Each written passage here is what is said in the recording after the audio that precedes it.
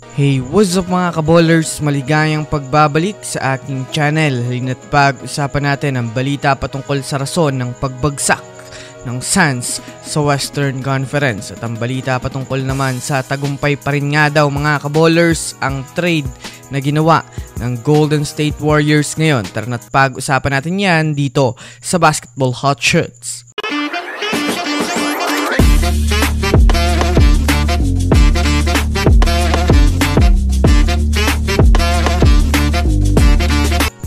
Una nga muna tayong dumako mga kaballers sa balita patungkol sa rason ng pagbagsak ng Suns sa West.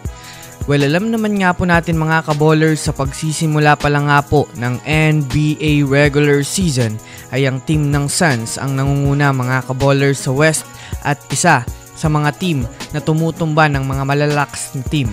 Ngunit magmula nga po mga kaballers ng madali si KD ng mga injury ay doon na nga po mga kaballers nagkaroon ng paunti-unting struggles ang Suns hanggang sa bumalik nga siya mga kaballers ay hindi na nila masustain ang kanilang winning momentum.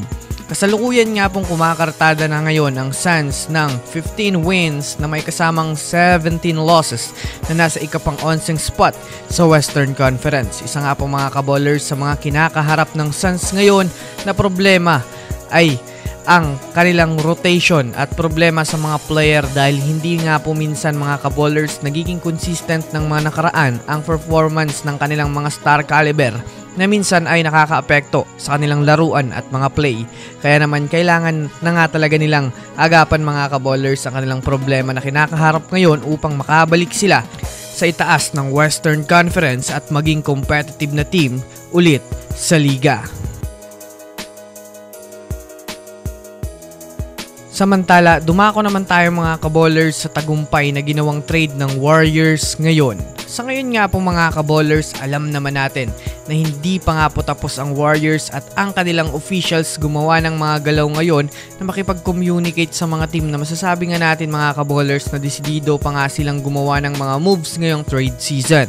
Kahit man nga po mga kaballers, mayroon pa ngang struggles na kinakaharap ang kanilang kupunan sa mga nagiging laro ay nananatiling tagumpay pa rin nga po ang kanilang naging trade mga kaballers kay De'Anthony Melton at Dennis Schroeder dahil hindi na rin naman nga po mga kaballers magagamit ng Warriors ngayong season si Melton dahil na rin naman sa out for the season na ito at masasayang lang nga po mga kaballers ang spot niya sa GSW na pwede naman nga pong magamit ng Warriors para sa ibang player na maaaring makuha nila sa trade market. Kaya naman sobrang tama pa rin nga po mga kaballers ng naging desisyon ng general manager ng Warriors na kunin si Dennis Schroeder at i-trade na si De'Anthony Melton dahil na rin naman kapag nakuha na rin naman nga po ng Warriors head coach ang sistema ng paglalaro ni Schroeder sa GSW ay magiging maganda nga ito at maaaring magdala ng malakas na impact sa kanila. So yun lamang mga kaballers, yan lang naman ang pag-uusapan natin ngayon. Pindutin na ang subscribe and hit nyo na rin ang notification bell para sa mga susunod na updates sa mundo ng basketball. Again, this is Basketball Hot Shots. Thanks for watching.